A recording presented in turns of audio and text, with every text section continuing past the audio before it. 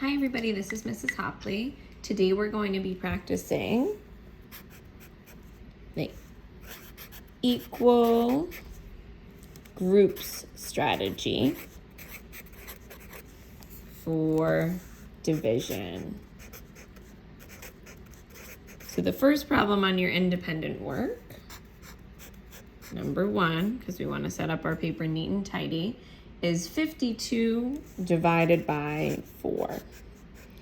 So like the instructions say, you guys are going to do everything paper pencil, and then you can always go back and use the model that's on the PowerPoint, but we want to make sure we have our work here on our paper. So my dividend, the number I'm dividing is 52. It's my dividend. And I'm dividing 52 into 4 equal groups. This is my divisor. So the divisor always tells us how many equal groups to make.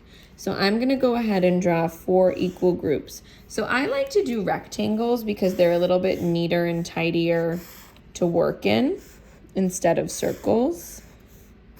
And I'm gonna make them long enough that I'll be able to record several numbers in here. So when you all were in 3rd grade, you used this strategy, but instead of putting just tally marks in each group until we get to 52, we're gonna use a more efficient strategy. It would take us a long time to make 52 tally marks. So we're going to pull out big chunks instead, which is my kind of silly way of saying we're gonna just put numbers in each group. But big chunks are, let's see if that's better. Good. Are friendly numbers that we know how to skip count by. So I'm not gonna put a number like 7 in each group because that's challenging for me to skip count by. So we're gonna pull out big chunks from our dividend, 52, and we're gonna subtract as we do that so we can keep track of what's left. So if I have 52 in 4 groups, I know that I could start by putting a big chunk like 10 in each group because I would have 10, 20, 30, 40, and I have 52. So that's more than 40. So let's go ahead and do that first. So I'm gonna take a different color. I'm gonna put 10 in the first group, 10 in the second group, 10 in the third group, and 10 in the fourth group.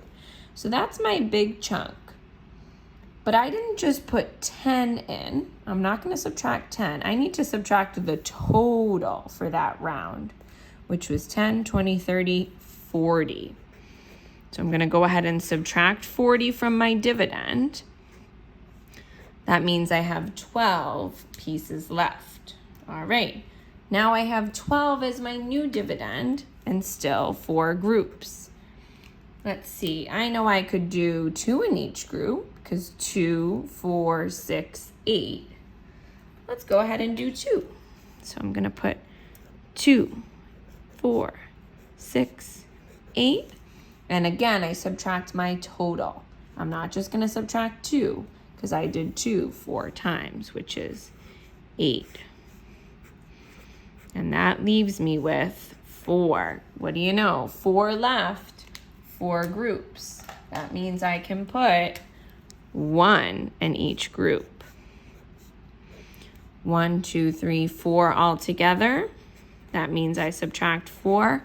I'm left with 0. All right, so I did all this work.